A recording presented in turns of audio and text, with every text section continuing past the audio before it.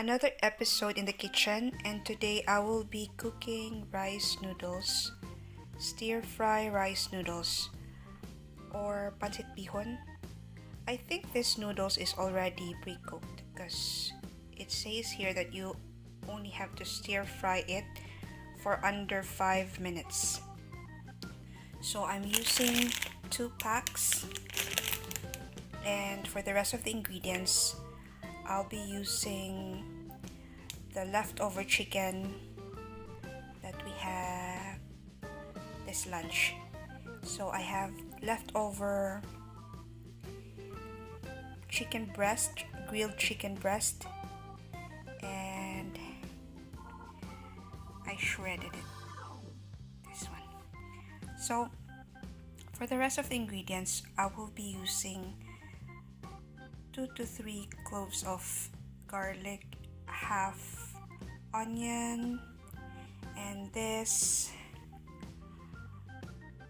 is this sweet peas, or I don't know, maybe it's a sweet peas, and this vegetable mix, fine cut salad mix, and I'm also going to use this bean sprout. And for the seasoning, I'll be using soy sauce, salt and pepper, and a little bit of sugar, white sugar. And also I'll be using oil. So let's prepare the ingredients and then let's start cooking. Heat the pan and add oil.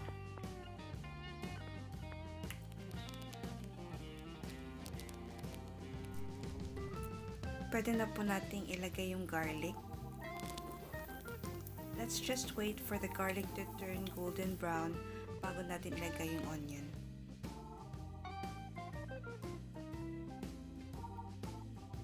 And after that, i-wait lang po natin na mag-translucent yung onion.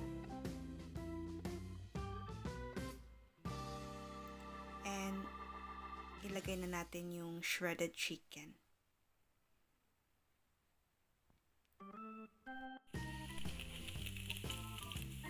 Then, isunod na natin yung snow peas or yung sweet peas. I'm not really sure kung anong pangalan nito.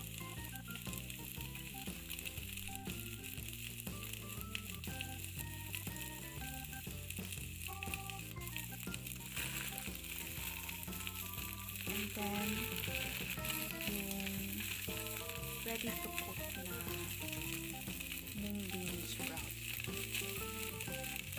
Togi sa atin.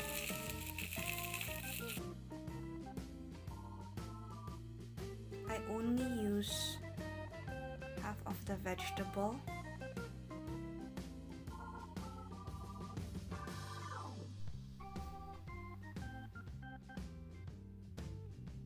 Then season it with soy sauce.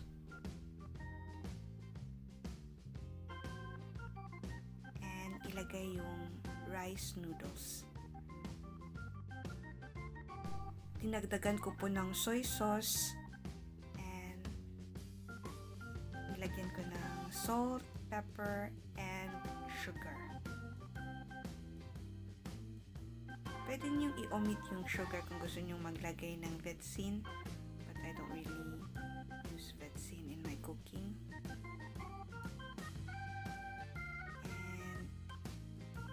Ito na po yung result after less than 10 minutes.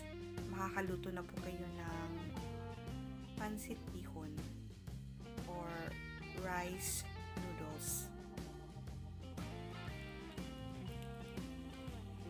Thank you for watching. I hope you like the video. Till next time. Bye.